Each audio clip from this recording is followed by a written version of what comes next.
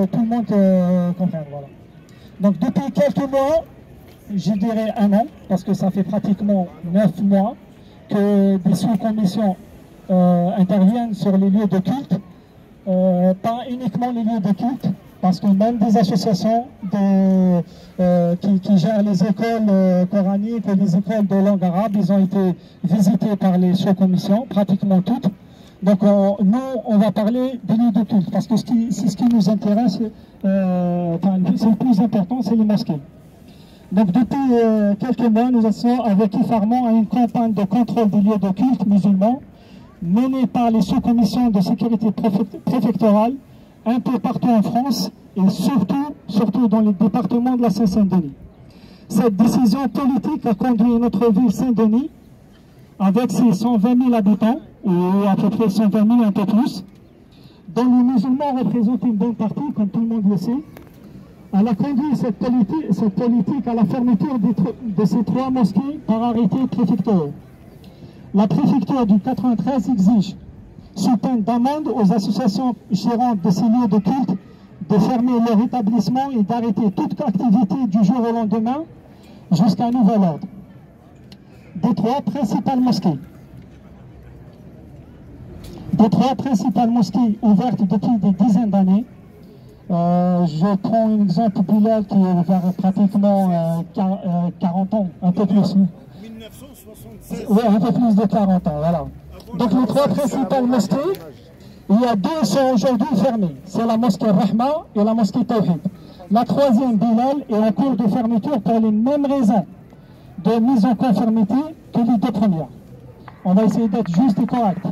Voilà. Même si le risque zéro n'existe pas, ça tout le monde le sait. Le risque zéro n'existe pas. Nous tenons à rappeler que depuis des années et des années, nous n'avons enregistré aucun incident, aucun accident, ni même une bousculade au sein de ces 3 mosquées. Et ça, tout le monde est témoin. Nous déplorons aujourd'hui la mauvaise gestion de cette situation, l'application stricte de ces décisions administratives, ainsi que la mise en avant des pires scénarios. Mais tout le monde sous tension, à savoir en premier lieu les musulmans de cette ville, qui se retrouvent sans lieu de culte à l'approche du Ramadan, les associations concernées et les institutions de l'État en charge du contrôle. Les musulmans de Saint-Denis s'indignent de cette pratique brutale, excessive et accélérée qui a poussé à la fermeture de ces lieux de culte, l'un après l'autre via des sous-commissions préfectorales. Nous considérons que ces sous-commissions, elles ont été utilisées comme des outils. Les Dionysiens de confession musulmane ont le sentiment qu'ils subissent un véritable acharnement administratif contre leur lieu de culte, et ceci dans l'indifférence de certaines forces politiques. Je ne dis pas toutes les forces politiques, qui sont devenues aujourd'hui des acteurs.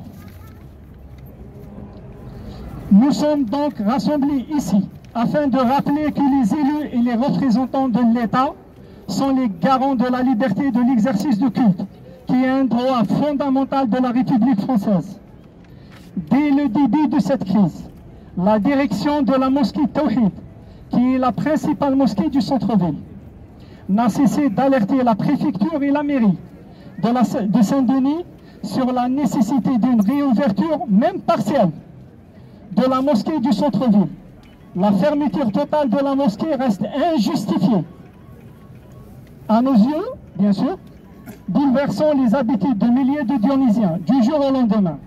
Une ouverture partielle des lieux permettait au moins de soulager les personnes les plus démunies, c'est-à-dire les personnes âgées, les personnes qui ont des maladies comme le diabète, l'hypertension, les personnes fragiles et les plus âgées qui ne peuvent se rendre à des mosquées limitrophes qui sont pratiquement à 5 km du centre-ville. Nous sommes rassemblés ici, sur cette place, pour dénoncer avec force cette situation et exprimer notre indignation quant à cette politique froide et sans dialogue qui va à l'encontre du principe du vivre ensemble et des valeurs de la République auxquelles les musulmans dionysiens sont fortement attachés. Nous sommes ici pour dire non à cette marginalisation de toute une population de cette ville, non à ce manque de respect, non à ce mépris envers les musulmans, que nous ressentons au plus profond de nous-mêmes. Les musulmans de Saint-Denis ne sont pas des citoyens de seconde zone. Ils n'accepteront jamais que leur droit d'exercer leur culte dans leur ville soit bafoué. Les musulmans de Saint-Denis refusent catégoriquement de vivre leur foi dans la clandestinité.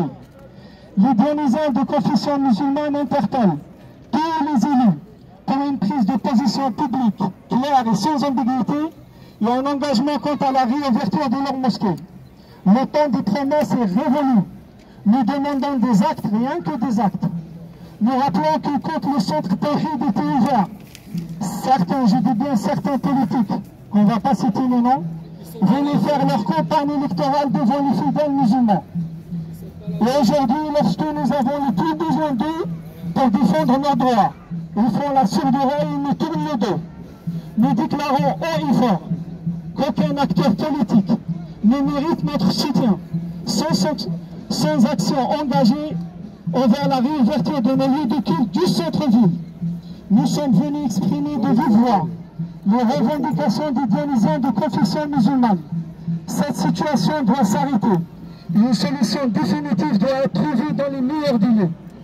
Nous sommes déterminés à mener notre mission à son terme, à poursuivre ce noble combat jusqu'à la restitution de nos droits, afin de pouvoir pratiquer librement notre culte dans le centre-ville de Saint-Denis comme tous les citoyens.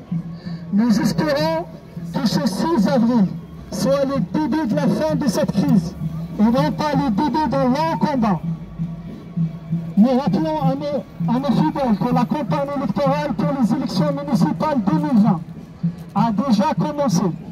Nous profitons de cette occasion pour inciter tous nos fidèles et chacun de vous à vous faire valoir vos droits, car personne ne peut les défendre mieux que vous. Nous vous invitons ainsi à signer la pétition en ligne et sur papier pour la réouverture de nos mosquées. Et n'oubliez pas de renseigner vos téléphones et l'adresse email afin qu'on puisse vous informer de l'évolution de la situation en temps réel. Et je vous remercie d'être présent.